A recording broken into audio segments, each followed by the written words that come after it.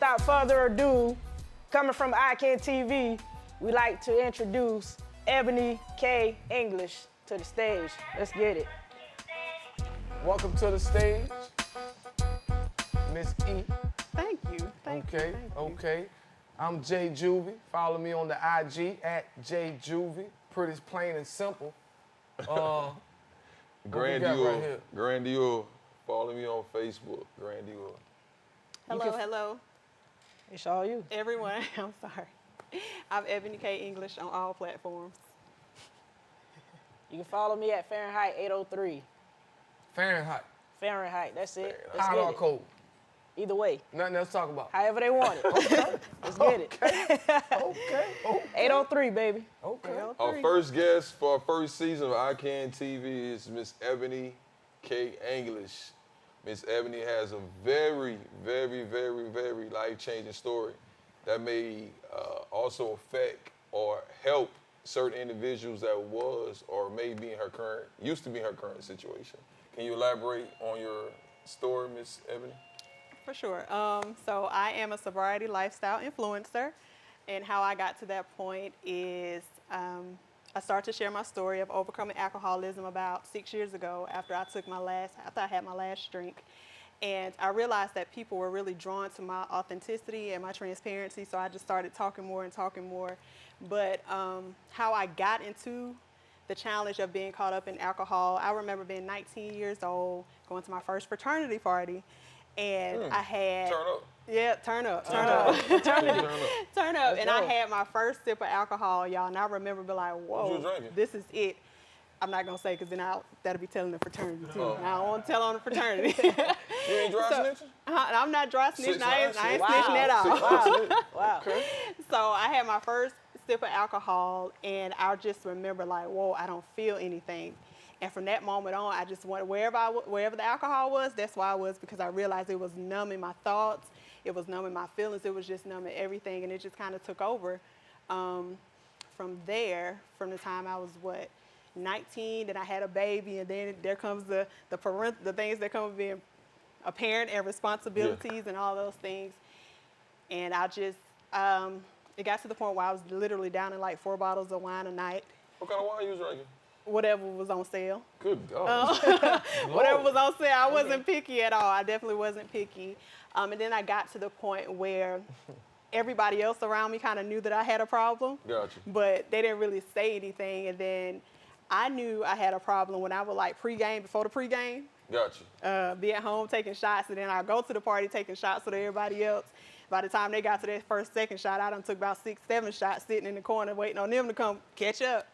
And then it was just a lot of pain and shame that I was hiding from that got me to that point. Do you feel of your old past, did drinking kind of hide certain issues that you was covering up in your past? Absolutely.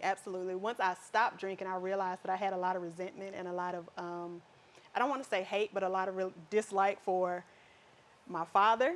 Gotcha. Because he wasn't present in my life. And just being in college, once I was drunk, I felt like I was worthy. I got the attention that I always desired all of my life, from guys, being the party girl, being the, I can drink you under the table. Gotcha. Because I didn't feel like I was accomplishing much in life, but I can outdrink you, and you. So that became my thing. And that's how people just kind of, I think, feel like was drawn to me. Gotcha. You enjoyed the attention. I did. I was craving the attention. Okay. I was craving the attention that I didn't get from home. Right. So basically looking like I can say most females, but most individuals, sometimes they seek, if they're not getting love at the house, they seek that other gravitation that's outside of the home. Right. So whether it's alcohol, certain drugs, paraphernalia that they choose to use, it kind of like, I guess, calm those certain, soothing those waves of transparency that you try to get rid of. And self-medicate. Alcohol, drugs, sex. It's a lot of things that people use. So sex is involved also? Oh, yeah, absolutely. Good God. Absolutely. How did you get to the point where you was like kind of done with it though? When did you hit that point? My turning point? There My you turning go. point was actually, I had gone out to support one of my friends. He plays the guitar in the band, went out to support him. And after I left, you know, it was regular scheduled program, taking shots, drinking. I left there, went to go pick up my son from my grandmother's house, and then we were on the way home. Barely got us home. Y'all used to be 10 and 2, windows down, music up, feeling like Superwoman because the alcohol made me feel like. What music you was listening to at the time? I mean, ain't no telling what else 3 6 Mafia? what else gonna make me feel like I can fly and get home. Okay. So, whatever. So I remember getting in the house. My son, he was about 7 years old at the time, and he was like, "Mommy, I'm hungry," and I'm looking like, "Bruh, I barely got us home. I don't know how I'm about to get up and fix food. I don't know how I'm about to do any of that." So I remember calling one of my sorority sisters. She came and bought Jalen 2 cheeseburgers from McDonald's. Both of us went to bed. And then next morning, I passed out, blackout drunk, something that had become my norm. And I woke up the next morning and he was hysterical. He was standing beside my bed. "Mommy, mommy, wake up. Mommy, mommy, wake up." And I woke up and he looked at me. He asked me, he was like, "Were you sick last night?" And I was like, "No, why?" Only to realize that my vomit was all over my bedroom floor. So it was in that moment that I realized that I was carrying a lot of pain. But if I didn't get myself together, I was going to pass that pain to my son. So I made the decision in that moment. That was January 23rd, 2015. And it was the 24th. I had my last drink on the 23rd of January. So that was January 24th, 2015. And I made the decision right then that even if I can't find the strength to do it for myself, I owe my son better childhood memories. Okay, so question. So you realized it then, but at like what point did you realize that you had a problem? Because then you wanted to stop, but before that, there had to be some type of, you know, reference or something. To me, I think because alcohol is very common and everybody's doing it, it's hard to be the one to say, okay, maybe I'm the one with the problem. If everybody around is doing it, you know. But if, you know, I've had family members like, "Ebony, you need to stop drinking so much." My grandma like, "Please don't drive drunk." I didn't think it was an issue because everybody was doing it. Prior to that, I hadn't had an accident with another car involved, but I done ran over a stop sign, chasing some man down because he wouldn't answer the phone. Wait a minute. I knew. Wait a minute now. I knew that I was doing stuff. Alcohol made you chase a man down? Alcohol make you do a lot of things. So you actually hit a stop sign, chase a man down Mortal. at the same damn time. Okay, maybe not chase a man down. He was not responding to my text messages. He was not answering the phone. So in my mind, I thought that I remember where he lived at. Gotcha. So I went to Gilbert, no man's land, not know where I'm at. Hit a stop But sign. you realize, I'm glad you did that years ago, because if you did that last week, you would have had no way to, you would have ran out of gas on the side of the road. Yeah, that's Gas shortage. It's a gas, yeah. Unless you would have paid So, $10 a gallon. To you answer know? your question, I had done things where I'm like, yeah, you really need to get your act together, but it wasn't until my son was literally like, right And there. then that's when you had your point. That's when I had my Like a turn. breaking point, like you Right. realized. That's a pretty long time. You lucky to still actually be present. Why you say that, friend? Man, alcohol and accidents, man, people. Yeah. You Situations. know what I'm Yeah. saying? That could have got. Flattened my tights. And, you know, and after, once I got sober, I thought back on all those situations, because that night I called my cousin. I was like, bro, I need a tire. Because I had bust my tire, rim tore up. I was like, I need a tire. And I asked him not to tell anybody. And he passed away about 5 years ago, took it to his grave, never told anybody. But, yeah, it was moments where I knew that I needed to chill, but it wasn't until my baby Well, it's was in easier my said bedroom. than done. Right. For most situations, I don't care what it is. Right. just And the said thing about it too, like, people can tell you all day long you need to do something, but There until you you go. make the decision for See, you yourself, There you go. Yeah. it don't even matter. Right. So That's true. That's true. yeah, That's what's up.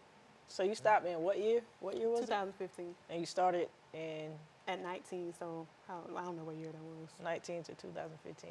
Yeah. Nice. You should never ask woman her age, because you're trying to calculate her age. Too late, I already got it. Especially 37, I'm while we're 37. live on ICANN I TV. guarantee you. It's okay. Y'all can ask me. I'm That's right. 37.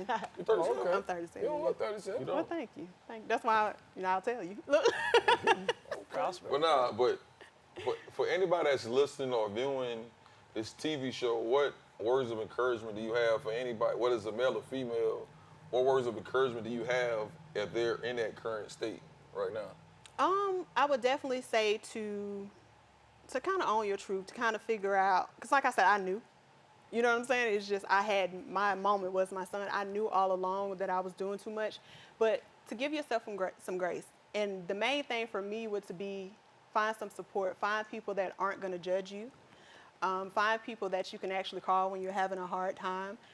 and to taking one day at a time. I tell people they say one day at a time, but it's literally at the jump is 1 hour at a time. Gotcha. You find yourself doing things. You have to make different decisions. You have to make different decisions. Like at first, I stopped going to family functions and being out because my no muscle wasn't strong enough. So then when I finally went back around family, I like go play with the kids.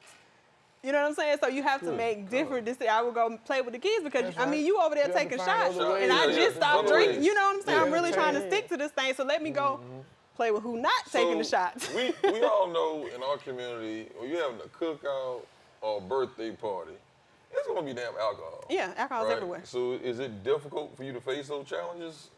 At this point, no.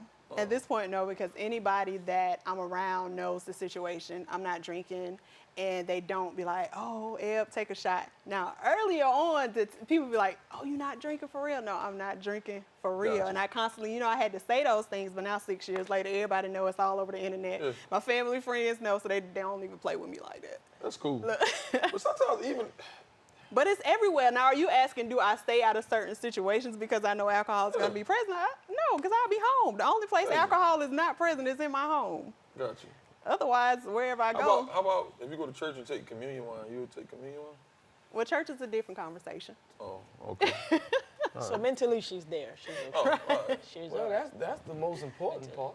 Right. How about weed? You hit the weed? No. No weed? No. Yeah. I don't drug free. I don't indulge in any mind altering. I can't. So you just anything. high off of life. High off life. There you High go. off life. Hey, Ebony, There you go. if anybody want to find you or reach out to you, where can they hit you at? Let them know. I'm on Instagram at Ebony K English, Facebook at Ebony K English. I also wrote a book titled Save, Sober, and Sitting Pretty. It's on Amazon, written by Okay. Ebony K English. I look totally different on the cover, but you Talk know, your talk, the girl. Talk content, that talk. Talk that talk. the content is still very real, very me, very inspiring, very encouraging for people that find themselves where I once was. You have it, Ebony King English. Reach out to her Love it. on Instagram, all platforms. Definitely go cop a book. I Can TV. What's the name of that book one more time? Saved, Sober, and Sitting Pretty. Save, sober, Say it again for the people that didn't hear you. Saved, sober, and sitting pretty. Like That's us, right. like- That's for the people That's in the back. That's That's for the right. people in the back who ain't heard that. Appreciate Ebony coming out. I Can TV.